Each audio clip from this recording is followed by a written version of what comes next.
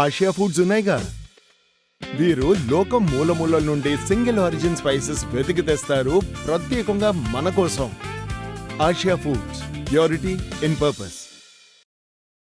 చూద్దాం. ఇక తిరుమల శేషాచల అడవుల్లో వన్యప్రాణుల కదలికలపై నిఘాను మరింత పటిష్టం చేసేందుకు టీటీడీ ఏఐ టెక్నాలజీని వినియోగించే దిశగా అడుగులు వేస్తోంది. అలిపిరి తిరుమల నడక మార్గంలో చిరుతలు, ఇతర వన్యప్రాణుల కదలికలను ముందుగానే గుర్తించేందుకు ఏఐ రోబోటిక్ డాగ్ ను వినియోగించే అంశాన్ని పరిశీలిస్తోంది. Artificial thermal cameras, 360 lidar sensors తో పనిచేసే ఈ రోబోట్ చీకటి, పొగమంచులో కూడా జంతువులు, మనుషులు, వాహనాలను గుర్తించగలరు. వన్యప్రాణుల కదలికలను లైవ్ వీడియోస్ ద్వారా సిబ్బందికి ఎప్పటికప్పుడు చేరవేయడంతో పాటు అవి కనిపించిన ప్రాంతాన్ని జియో ట్యాగ్డ్ అలర్ట్ రూపంలో తెలియజేయబోతోంది. దీంతో చిరుతల కదలికలను ముందుగానే గుర్తించి భక్తులను అప్రమత్తం చేయడంతో పాటు అవసరమైన భద్రతా చర్యలు కూడా వేగంగా చేపట్టే అవకాశాలు ఉంటాయి.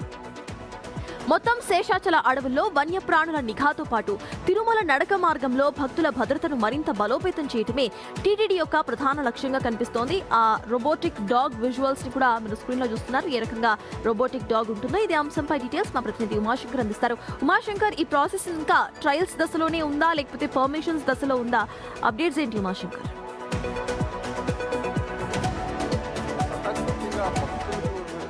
రక్షించడానికే ఈ 4 కాళ్ళ రోబోటిక్ డాగ్ని ప్రవేశపెట్టారు. ఇది చెన్నైకి చెందినటువంటి ఒక ఐటీ సంస్థ దీన్ని తయారు చేసినట్టు తెలుస్తుంది. ఇప్పటికే దీన్ని టీటీడీ పరిశీలిస్తోంది. అంటే ఇప్పటికే అటు స్మార్ట్ స్టిక్స్ని ఏర్పాటు చేసింది, దాంతోపాటు కర్రలు ఇచ్చింది. ఇప్పుడు ఈ ఒక రోబోటిక్ డాగ్ అంటే ఇదైనా అక్కడ తిరుమలకి వెళ్ళేటువంటి భక్తుల నుంచి, అంటే ఇక్కడ వచ్చేటువంటి వన్యప్రాణుల నుంచి సంరక్షణగా ఉంటుందా లేదా అనే దీనిపైన కూడా ప్రస్తుతం టీటీడీ పరిశీలిస్తుంది. అంటే ముఖ్యంగా అటు కాలినడకన వెళ్ళేటువంటి భక్తులకు మాత్రమే ఈ ఒక్క క్రూర మృగాల నుంచి కొంత ఇబ్బంది ఎదురవుతోంది. కాబట్టి మనం చూస్తున్నాం అలిపిరి నడక మార్గం ఇది. సో ఈ మార్గం గుండా వెళ్ళేటువంటి క్రమంలోనే లక్షిత అనేటువంటి పాప పైన చిరుత దాడి చేసి చంపేసింది.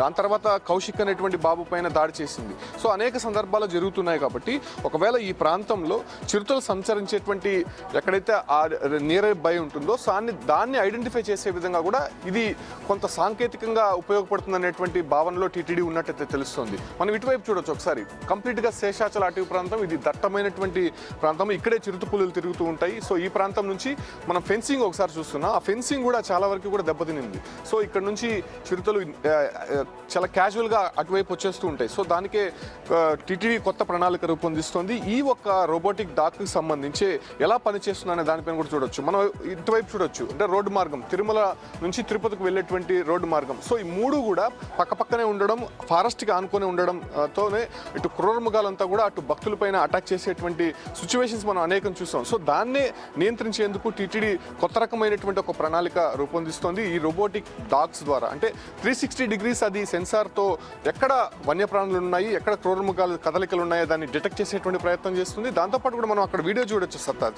చాలా అంటే స్లోప్ ఉండేటువంటి ఏరియాస్లో కావచ్చు, అంటే ఫారెస్ట్లో చెట్లు అధికంగా దట్టమైనటువంటి ప్రాంతంలో కూడా అది ఈజీగా వెళ్ళిపోయేటువంటి సిచ్యువేషన్ అక్కడ కనిపిస్తుంది. సో ఆ రకంగా దాన్ని తయారు చేశారు. కాబట్టి ఎక్కడైనా ఇటువంటి క్రూర మృగాలు భక్తులు వెళ్ళేటువంటి మార్గాలకి దిశగా ఎన్ని రోబోటిక్ డాగ్స్ రిలీజ్ చేసే అవకాశం ఉంది ఉమాశంకర్, ఇఫ్ ఇన్ కేస్ ఇది గనక సక్సెస్ అయితే ఈ ట్రయల్స్? ప్రస్తుతానికి ఒకటి దాన్ని టీటీడీ ఇప్పటికే ప్రవేశపెట్టింది. కాబట్టి అంటే దాన్ని అవసరాన్ని బట్టి కూడా తీసుకొచ్చేటువంటి అవకాశం ఉంటుంది. ఎందుకంటే ఇక్కడ మన అలిపిరి మార్గంలోనే లక్ష్మీనారాయణ టెంపుల్ కావచ్చు, లేదంటే మోకాల మెట్లు, ఇటు అలిపిరి పాదాలకు సంబంధించినటువంటి ఈ ప్రాంతాల్లోనే చిరుత కదలికలు ఎక్కువ ఉంటాయి. కాబట్టి ఖచ్చితంగా ఈ 3 ప్రాంతాల్లో అయితే ఉంటుంది. అంటే ఇప్పటికే ట్రాప్ కెమెరాలు ఉన్నాయి, అటు ఫారెస్ట్ సిబ్బంది పనిచేస్తూ ఉంటారు. కాబట్టి సో వీటిని ఎవరు దాన్ని ఆపరేట్ చేయాలనే విషయం పైన ఇప్పుడు టీటీడీ ఒక కసరత్తు చేస్తుంది. దీంతో పాటు కూడా అటు శ్రీవారి మెట్టు మార్గంలో కూడా ప్రవేశపెట్టేందుకు కొత్త ప్రణాళిక రూపొందిస్తుంది. కాబట్టి రాబోయే రోజుల్లోనే అంటే ఎక్కడైతే అవసరం ఉందో అక్కడ ఆ ప్రాంతాలంతా కూడా తెప్పించి దీన్ని యూజ్ చేసే విధంగా కూడా టీటీడీ ఒక ప్లాన్ చేస్తున్నట్టు తెలుస్తుంది. సత్తాజ్, ఇది మన దేశంలో ఫస్ట్ టైం అయినా ప్రపంచంలో ఇది చాలా సార్లు వాడిన ఒక టెక్నాలజీగానే చెప్పొచ్చు. సియోల్, అమెరికా లాంటి ప్రాంతాల్లో వీటిని వాడారు. కానీ ఇక్కడ పూర్తిగా కూడా రక్షణ దిశగా వాడారు. న్యూక్లియర్ ప్లాన్స్ కి అండ్ దేశానికి సంబంధించిన రక్షణ కోసం వాడారు. బట్ కేవలం పోలాండ్ లో మాత్రము అడవి జంతువుల కదలికలను స్టడీ చేయడానికి, వాటికి సంబంధించి జియో ట్యాగింగ్ చేయడానికి సేమ్ ఇలానే వాడారు. సో ఈ ప్రాసెస్ కనుక ఇక్కడ వర్కౌట్ అవుతే ఖచ్చితంగా తిరుపతి, తిరుమలలో ఎటువంటి భయం లేకుండా అక్కడ భక్తులు తిరిగే అవకాశము కనిపిస్తుంది.